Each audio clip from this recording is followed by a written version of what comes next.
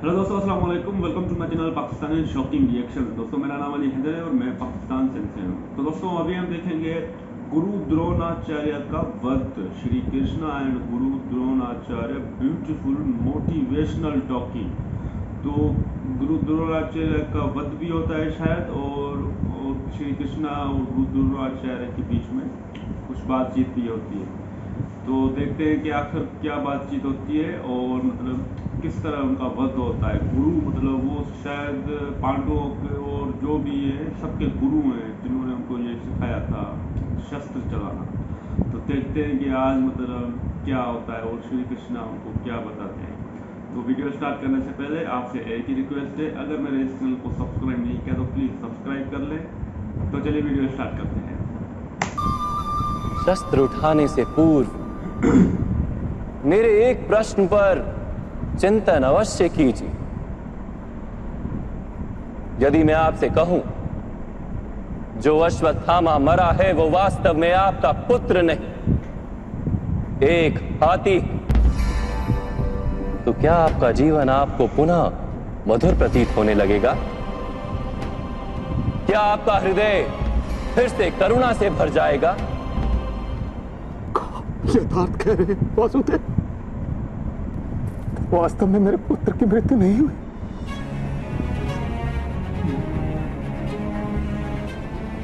यदि आज आपके पुत्र की मृत्यु नहीं हुई तो कल होगी। विश्व में कौन अमर रहता है गुरुद्रोण? किंतु वास्तविक प्रश्न तो यह है कि आपके जीवन के सुख दुख, आशा निराशा, ज्ञान अज्ञान, क्या सब कुछ केवल आपके पुत्र से बंधे? क्या आपके जीवन का दूसरा कोई मूल्य नहीं? क्या आपकी सारी शक्ति, सारा ज्ञान केवल आपके पुत्र के लिए? खुश, मेरे कारण वो संसार में आया। उसने मुझे सुख, सम्मान और स्नेह दिया। मेरे लिए जीवन में उससे अधिक महत्व का कोई नहीं। क्या प्रत्येक पिता अपने पुत्र से अधिक प्रेम नहीं करता? कोई करता है अपने पे। तो विचार कीजिए गुरुद्रोण, जिस पुत्र के प्रति आपको इतना अधिक प्रेम, उसे वास्तव में आपने क्या दिया?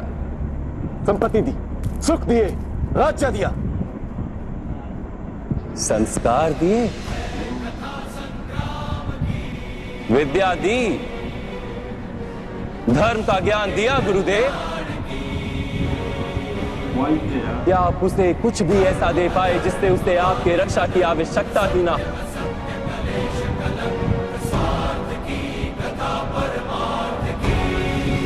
मैं मानता हूं सब अर्जुन तथा अंगराज कर्ण की भांति महान योद्धा नहीं बन पाते, किंतु आप अपने पुत्र को उचित निर्णय लेने का शिक्षण तो दे ही सकते थे। यदि आपने ऐसा किया होता तो आज आपका पुत्र धर्म का शत्रु नहीं होता और आपको भी अधर्म के पक्ष में रहकर युद्ध नहीं करना पड़ता।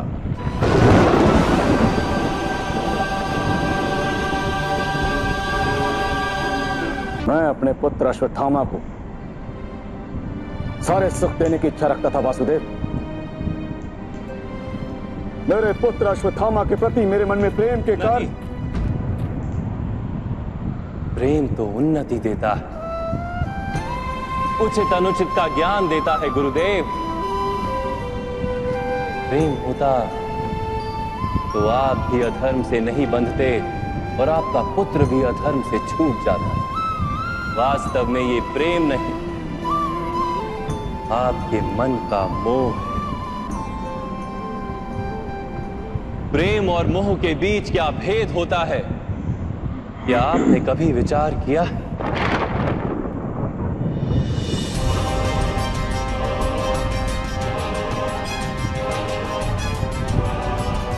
प्रेम से ही तो मोह का जन्म होता है वासुदेव।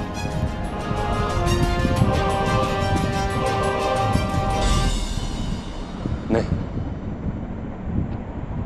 वास्तव में जहां प्रेम होता है वहां मोह होता ही नहीं। प्रेम का जन्म करुणा से होता है और मोह का जन्म अहंकार से। प्रेम कहता है कि मेरे पुत्र को ईश्वर संसार के सभी सुख देंगे, और मोह कहता है कि मैं अपने पुत्र को संसार के सारे सुख दूंगा। प्रेम कहता है कि मुझे अपने पुत्र पर गर्व, और मोह कहता है कि मेरे पुत्र को मुझ पर गर्व। प्रेम मुक्ति देता है गुरुदेव, मोह बांधता है। प्रेम धर्म है गुरुदेव, और मोह अधर्म।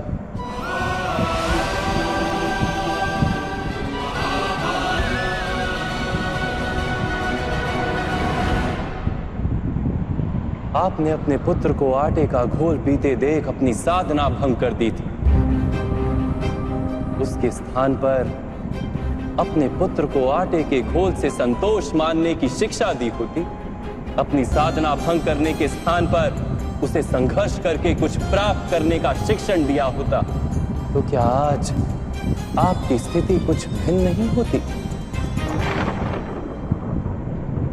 अपने पुत्र का भविष्य उज्जवल बनाने के प्रयासों में आप उसके चरित्र को उज्जवल बनाना भूल ही गए। आपके मोह के कारण उसके जीवन से धर्म नष्ट हो गया।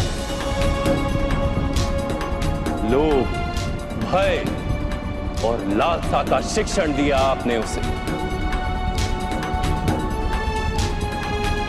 और स्वयं भी उसी मोह के कारण वास्तव में आप गुरु तो कभी बन ही नहीं पाए, केवल शिक्षक बनकर रह गए आप।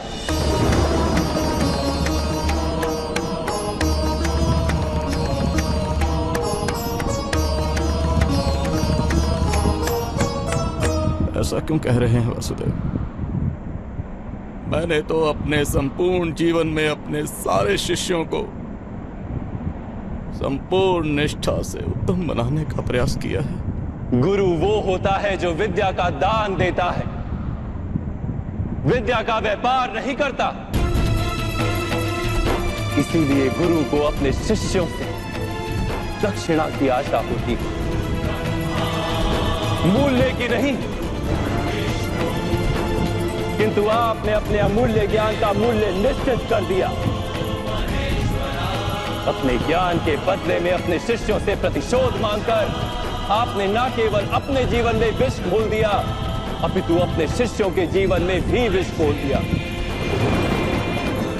और ये सब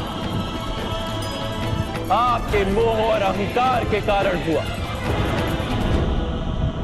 आप गुरु नहीं हैं द्रोणाचार्य। जिस व्यक्ति के हृदय में अहंकार और मन में मोह तथा लालसा होती, उसके हाथों धर्म का कार्य तो हो ही नहीं सकता। इसलिए महर्षि भरद्वाज के पुत्र जैसे बाढ़ में डूबता हुआ व्यक्ति किसी वृक्ष को पकड़कर स्वयं की रक्षा करता है, वैसे ही इस अंत समय में धर्म को पकड़ लीजिए। आज समय है उचित निर्णय लेने का। मोह का त्याग कीजिए। मैं इसी क्षण आपके प्राण ले सकता हूं, किंतु मेरी इच्छा है कि आप जीवन में एक उचित निर्णय स्वयं लें।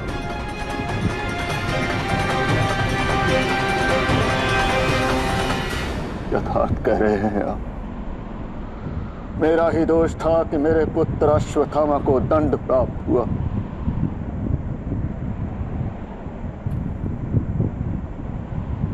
अब समय आ गया है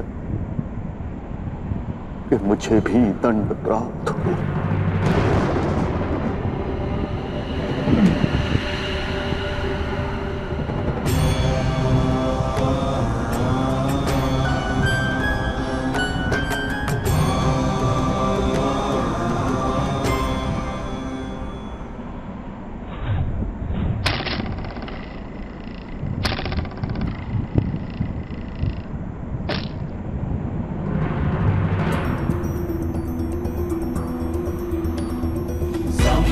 गच्छस्व पितृभि संयमनिष्ठपूर्तेन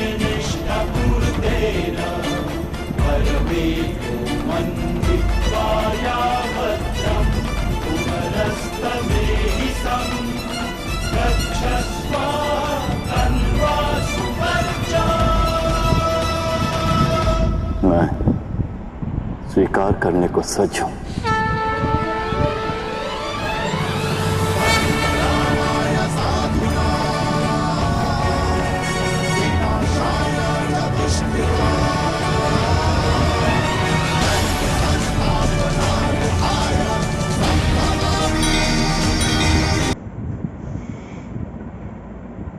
आचार्य, तो ये थी गुरु द्रोणाचार्य और श्री कृष्ण जी के बीच में मोटिवेशनल टॉकिंग।